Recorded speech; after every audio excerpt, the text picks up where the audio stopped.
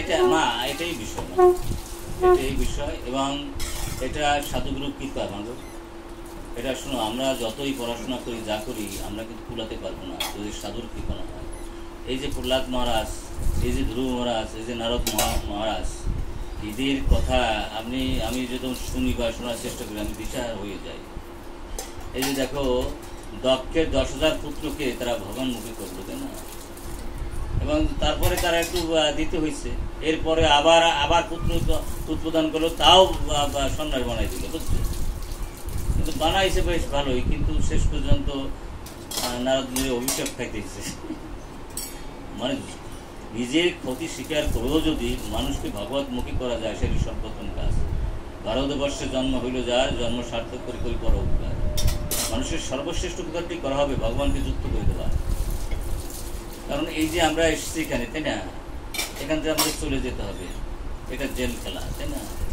জেলখানায় কখনো শান্তি নেই। যেমন ধরো, এখানে যখন প্রভুপাদ বিদেশে গেছে, বুঝছো, তখন বিদেশে বলছে, oh you the people of your country, you have come here to take something from our country. Well, you are the better people, you have nothing to give the world. Well, okay, why have you come here? What is the reason why you are coming? Well, I have come here to rectify your madness. You are nothing but a mad. তোমরা পাগল, তোমাদের পাগলামকে দূর করার জন্য আসছে। বলে আমরা পাগল, আর জায়গা নাই পাগল, আর কোথাও পাগল নাই। বলে you are the leader of the mad, তোমাদের পাগলের সর্দার। If the leader of the mad be rectified, then the whole world will be benefited. যদি সর্দারে আমরা ঠিক করতে পারি, আর সমস্ত যা আছে সব ঠিক হয়ে যাবে। যজ্জাতি শ্রেষ্ঠতা তিত্রজনা সদাত প্রমাণ করে লোকাত অনুবর্ততে। সেজন্য এখানে এসেছি আমরা, দিতে আসিনি। যে ধন সমস্ত পৃথিবীর বিনিময়ে পাবা না, সেই ধন দিতে আসছে। আর এই জন্য ভাগবত বলছে ঘুরিতে জানা, একটা ব্রহ্মাণ্ড দিলে জানা হয় তার বেশি হয় মুহূর্তকাল ভগবানের কথা শোনাই দেওয়া। হরে কৃষ্ণ। কারণ একটা ব্রহ্মাণ্ড তো মৃত্যুর সাথে সাথে শেষ, কিন্তু কৃষ্ণ ভক্তি, কৃষ্ণ কথা অনন্তকাল একই রকম থাকবে। এই কিন্তু নির্বিঘ্ন আসলে প্রত্যবারে বিদ্যুৎ সর্বস্ব ধর্মসাথে হাতে মহত ভয়াত, এ কোনো অক্ষয় বস্তু। এই জন্য যারা দুর্ভাগা, তারা কিন্তু ভাগবত কথা আসে না। কপালে থাকতে হবে তো। মণিমুক্তা হীরা মজুরার সামনে যদি মনকে ঘুরাই দেয়, আর যদি অন্ধ থাকে, সে অন্ধ কি দেখবে? আমরা কামনায় অন্ধ, অহংকারে অন্ধ, দেহত্ব বুদ্ধিতে অন্ধ রয়েছি, বুঝছো? আমি আমার ভাবে অন্ধ রয়েছি। এই জন্য মূল্যবান বস্তুটা চোখে পড়ে না, বোঝা যায়? এই মূল্যবান চোখটা পোষা হইতে ওই নবরাশ প্রভুর মতো মানুষ লাগবে। এরা যদি এদের সান্নিধ্য থাকা যায়, এরা যদি আস্তে আস্তে আমাদের দৃষ্টি খুলে যাবে, তাই না? আর অন্ধ হয়ে গেলে কি দেখা যায় কিছু? আর দৃষ্টি খোঁজার জন্য তো দুইটা টানও দেওয়া লাগে। চক্ষু বুঝতে থাকলে টান দিয়ে দেবে, এই চক্ষু খুলতে হয়। আর এই জন্য বড় বড় মেডিসিন দিয়ে গেছে প্রভুপাদ, তাই না? প্রভু যে কি দিয়েছে, পৃথিবী আরো বুঝবে। পৃথিবী তো উলট পালট হয়ে গেছে এখনই, ঢেউ খেলছে প্রেমের বন্যায়, তাই না? এটা তো প্রভুদের কৃপা। আর প্রভুদের কথাগুলো একটা ব্রহ্মস্ত্রের মতো, প্রতিটি কথা। প্রভু তো কেউ ট্যাক্স দিয়ে কথা বলে নেয়।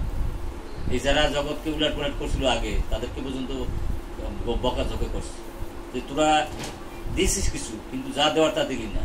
কই ভক্তি দিলি? ভগবানের যুক্তগুলি কোথায়? এই যে তাদের সব বিচ্ছিন্ন ঝরা পাতা বানাইলি। গাছ থাকে, পাতা থাকে গাছে, তাই না? সেই পাতা যদি ঝরে পড়ে যায় নাকি, সে কি কার্বন ডাইঅক্সাইড নিতে পারবে? অক্সিজেন দিতে পারবে? তোরা তাই করেছিস। এই জড় জগতে কোনো রস নাই। আসলে মা, কোথাও রস নাই। রস রয়েছে ভগবানের কাছে, রসবৈষ।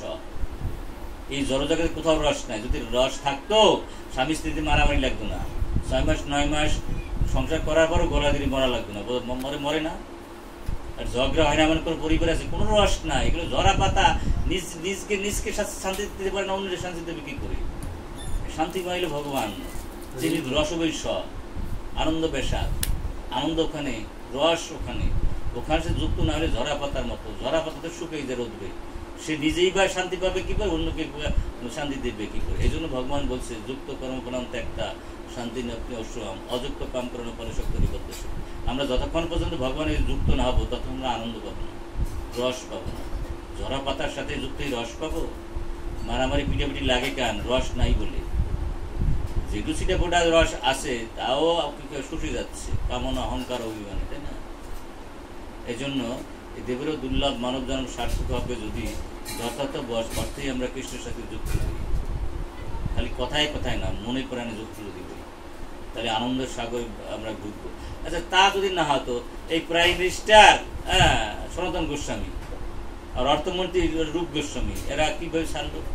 আচ্ছা, যদি বড়টা কিছু না পায়, ছোটটা ছোট কিছু ছাড়তে পারে? তাহলে নিশ্চয়ই ওই যে প্রাইম মিনিস্টার অর্থমন্ত্রী এদের কাছে তুচ্ছ বস্তু ছিল, ছোট জিনিস। আর যদি বড় জিনিস না পেত, গীতায় বলছে পরম দর্শন নিয়ে কর্তব্যে, জড়জগতের সুখ মানুষ তখনই ছাড়তে পারে যখন পরমকে পায়, পরম দোষটা নিবর্ততে। এবং এই যে যারা আছে ইসকনের ভক্তগুলা, কেউ চারটিখানি কথা না, এই যে ব্রহ্মচারীরা, সবচেয়ে সুখ হলো নারীর সুখ, বুঝছো?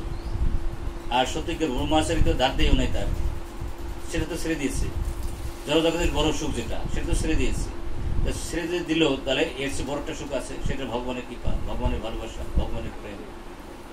আর মহাপ্রভু তাই বলছে যে ধর্ম অর্থ কাম মোক্ষ এটা ভালো জিনিস না, ভালো জিনিস প্রেম। প্রেম তো লাভ দিয়ে পারবে না। আত্মীন্দ্রিয় প্রীতিবাঞ্ছার গন্ধ থাকলে আর প্রেম আসে না, বোঝা যায় মাগো? কৃষ্ণেন্দ্রিয় প্রীতিবাঞ্ছায় আসে তখন প্রেম আসে। সামান্য একটু যদি আত্মীন্দ্রিয় প্রীতিবাঞ্ছা থাকে তখন আর প্রেমের জগতে যাওয়া যাবে না। আর যারা প্রেমের জগতে যায় তাকে সব কিছু তুচ্ছ হয়ে যায়, জড়জগতে 14 ভুবনের সব। কারণ ওই 14 ভুবনের চেয়েও বেশি মুহূর্তকালের প্রেমের আনন্দ। হরে কৃষ্ণ। আর সেই প্রেমের আনন্দ প্রেমী ভক্ত দিতে পারে। এই জন্য ভক্ত সঙ্গ, সাধু সঙ্গ, ভাগবত সঙ্গ। আর এই যে এটা এর সবচেয়ে বড় মেডিসিন, এই যে ভাগবত। এই মেডিসিন যারা না খাবে তারা সুস্থ হতে পারবে না, আন্ডারস্ট্যান্ড? তারা উন্মাদ থাকবে, উন্মাদ।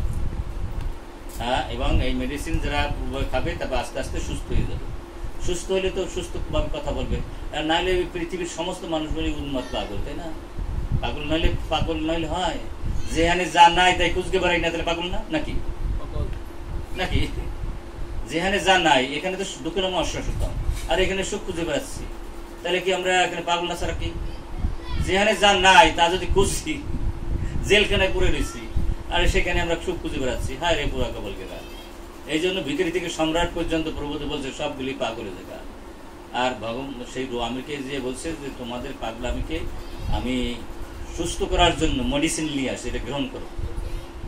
আর ওই সময় ধনী জ্ঞানী মানি যারা ছিল আমেরিকারা তো সব দিক দিয়ে বড়, ভক্তিত্ব বড়। আমি দেখেছি আমেরিকান ভক্ত যারা শুদ্ধ ভক্ত, তাদের সাথে আলাপ করে দেখছি আমাদের বাঙালি স্ত্রীকে সহস্রগুণ উন্নত। তারা কৃষ্ণ ছাড়া কিছু বোঝে না। আমরা তো 12 ভূতের 12 মেলা, তো তারপর একটু ভক্ত হই, মাঝে মাঝে ওইয়া জাগিয়ে ওঠে, তাই না?